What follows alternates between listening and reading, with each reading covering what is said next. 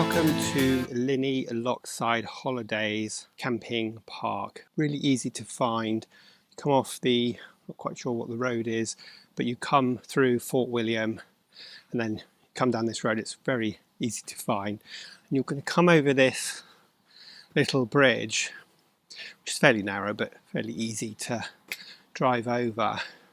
What's interesting is this is the railway line that the Jacobean steam train, that goes over the Glenfinnian viaduct, which of course is the Harry Potter train. We just missed it today, but we're hoping that we will be able to see it tomorrow. So you get a pretty spectacular view of it coming down there twice a day, about 10:30 and 1:30.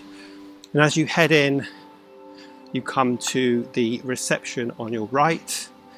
You just park your van up on the left here, and then you head down into reception, and there is a pegboard with details of your trip, including the plot number that you are on and so on. So let's just go down and have a look at that. So it's check-in is very easy.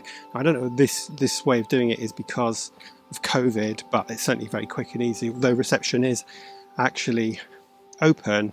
But you park your van up at the top, and then you'll see, just trying to make sure I don't break my neck, you'll see here the various pegs with your name on, and then the plot that you're on. So once you've got that, you just head back to your van and follow the road around. It's pretty easily marked out. Now this site has a number of permanent chalets here that go right down to the loch. I'll show you them in a bit, as well as camping area, and also spots for caravans and campers and motorhomes. So as I say, it's all very straightforward to find. So you'll head on down here. It's quite a long walk. I'm not sure how many pictures there are, but it's a fairly big site. Of course, the big advantage of the site is that you are right over Loch, which I'll show you in a bit. And certainly when the weather's better than it is today, it's going to be a beautiful place to be. There's lots of opportunities to do water sports such as kayaking, which you can get from site as well. So again, on our right, you can see more of the permanent chalets that you can rent out. And then on our left, this building with the yellow frames is a laundrette and also a shop, which unfortunately is shut at the moment due to COVID. But if we just have a wander up here, you can see what there is. So there's actually a play area on the left here, and then won't go in, but you can see the laundrette on the left. Right.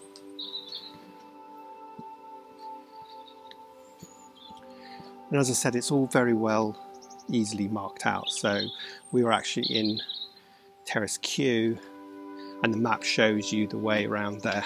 Now it's also worth noting that there is a burger van here, which is open Thursday, Friday, Saturday, Sunday and Monday, 8 AM to 2 o'clock.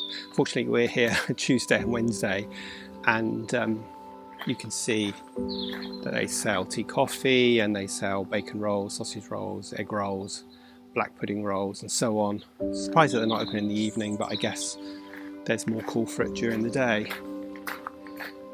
So as we travel on down, definitely keeping to the 10-mile-an-hour speed limit, you can see again on the right there's more permanent chalets, which are holiday homes, I think. You can certainly rent them. I guess it looks like some people might live here at least for the season. Then we carry on walking down, and we'll come to some of the service points and also the toilet and shower block that I will show you around. Like I said, I mean, the weather's easing up a bit, but it's been pretty atrocious this morning. But I think in the summer this place must be absolutely beautiful. It's definitely an outdoors type of place to be, and the proximity to the loch would be amazing when you can actually go out and use it. We're here in the off season, it's late September right now. To be honest, the weather's been great for most of our trip. It's just today that it's not been so great. So here on the left you can see just some bins, and a bit further down you can see some water points. Again, look, it's really clearly signposted, so it's very difficult to get lost here. And I like the fact that you are assigned a pitch, and then so there's no kind of scrabbling around hoping that you're going to get the best pitch, or being late and not getting the best pitch. Anyway, so we'll carry on walking around. This site is in a big horseshoe shape, so although it looks quite long as you walk with me, it's actually kind of long and narrow. So we can see here some of the first kind of pitches, and again more there's a grey water emptying point plus general waste and recycling, and these are dotted all over the place. And then these are some of the first pitches on our left, and more static homes on our right. And then we are heading up towards the washrooms now. You can see some of the first sites here. They're all hard standing. They all have, I think, a 16 amp electricity on them, and they all have great views, but obviously the closer to the loch you are, the nicer the view. Now on the left are some of the first points to fill up with water, so this is what we did yesterday. Stopped here and filled the van up with water, making life a lot easier before we headed on. There's a few here, there's like 3 or 4 water points, and then you can see here you've got your chemical disposal points, which is just there, which looks very nice and clean. More recycling points. So this is the bathrooms. Look very clean. Showers. Lots of showers. There's even a bath if you want to have a bath. And then toilet. So all very clean. Then we head down into Q, which is where we are. So this is us here on the first plot. Now it's a bit confusing because not all the plots have got numbers on, so you have to sort of work out exactly where you are. But you can see, it's fairly empty at the moment, but you can see how close we are to the loch, which is literally on the other side of that Nova van. So let's just head on down and I'll show you. I'll show you that. So literally from our van, we are just going to walk past some of these static homes. Like these vans definitely look like they are here for the season. More parking on the left, and then we are heading on down to the loch. I guess this must be more parking here, but there's no power. And then on our left there's parking for pitches for tents. Sorry, these are pitches, not parking. And then you literally walk down these steps and you're on the loch. Now right now the tide is out, but we were just discussing last night, we came for a walk down here and the tide was right in, and basically when the tide was in you couldn't get past this corner point, So if you decide to go for a long walk, just be mindful of that you don't end up getting yourself stuck because the tide is blocking you in. So actually last night, from this corner here to about where that chap is over there, was about the only stretch of the beach, the Loch shore, that you could actually get to. But you can see how beautiful and serene the Loch is.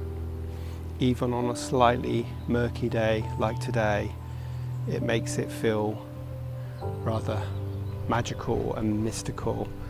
And if you've got your all-weather gear with you, then it actually doesn't really matter if it rains.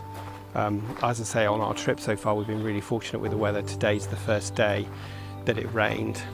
We had planned to get up early and drive to watch the Jacobean train go over the Glenfinnan Viaduct, which is that famous shot from Harry Potter. But when we woke up about 7:30, it was absolutely chucking it down. So we decided that we would give that a miss, and we're going to try and do it tomorrow morning when we leave here. So what we did instead is we got a cab into Fort William, and the cab cost us about £13. And what can I say about Fort William? Well, there was a few outdoor shops, which was good. We bought a couple of things, including a jacket for Oscar, but there really wasn't much there. So I'm not sure I would make a beeline for Fort William unless it was raining or unless I desperately needed something. But we did have a really good lunch there.